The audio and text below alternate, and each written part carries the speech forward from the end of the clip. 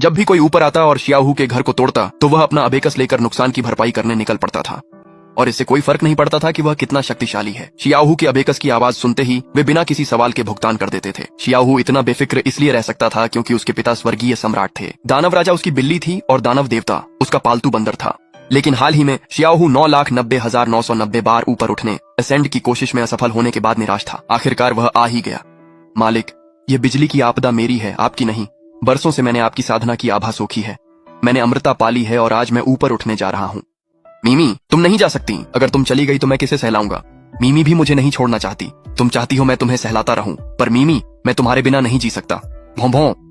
धत, मेरी मुर्गियां, बत्तखें, कलहंस और कुत्ते पहले ही ऊपर उठ चुके हैं। केवल मैं ही इस दायरे में फंसा हुआ हूँ। मैं किसी काम का नहीं हूँ। पापा, चाची, चाचा, चचेरे भाई, क्या अमरलोक में भी वाईफाई है? कून, क्या तुम फिर से ऊपर उठने में असफल हो गए? मैं सिर से पैर तक पूरी तरह निकम्मा हूँ। मैंने हार मान ली है। मैं अब और साधना नहीं करूंगा। कुन, तुम निकम्मे नहीं हो।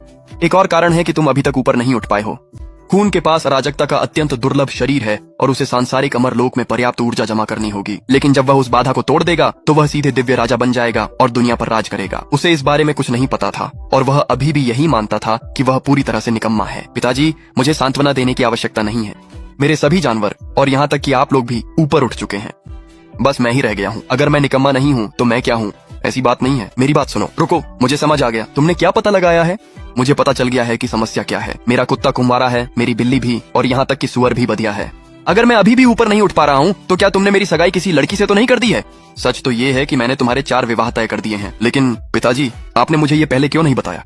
आपने मेरा काम बिगाड़ दिया है। युवा मालिक, कई महिलाएं आई हैं। वे कह रही हैं कि वे विवाह के रिश्तों के लिए आई हैं। धत तेरे की, वे आ भी गईं। उन शादियों को हर हाल में रद्द करना होगा। क्या तुम छूकुन हो? हाँ हाँ, मैं ही हूँ। लड़कियों, क्या तुम सगाई तोड़ने आई हो?